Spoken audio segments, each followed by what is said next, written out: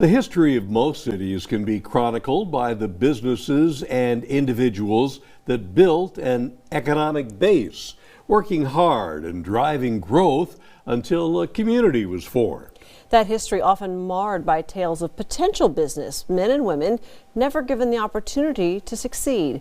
KTAB's Noah McKinney gives us a lesson on Black and minority-owned businesses in Abilene. Tonight's Eye on Black History. Sometimes you drive around the city and you see homes and you wonder, who lives in that home?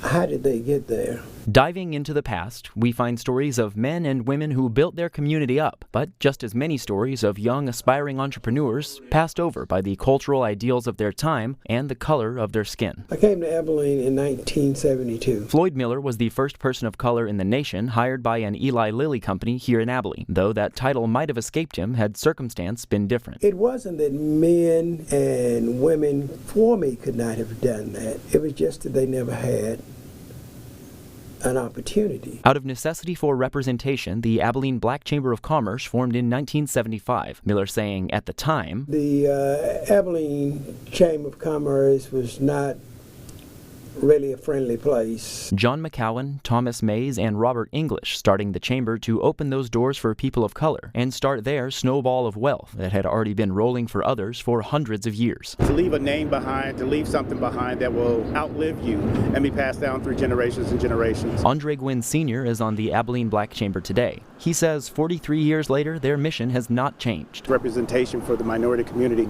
is what we fight for to this very day in the city of Abilene. And while thankfully some things are different, the Abilene Chamber of Commerce and Abilene Black Chamber of Commerce have a great working relationship. The fight is no less necessary. Former chamber member John Thomas saying in 1975, quote, "There are qualified blacks in the community, but they are lacking in areas of finance, support and recognition, and the opportunity to achieve. The opportunity has always been there. We just have not been allowed the privilege to enjoy it," end quote. I think it was Dr. King who said it's an insult to ask a bootless man to pull himself up by his bootstraps. And so, boot by boot, the dream and the fight continue. For BigCountryHomepage.com, I'm Noah McKinney.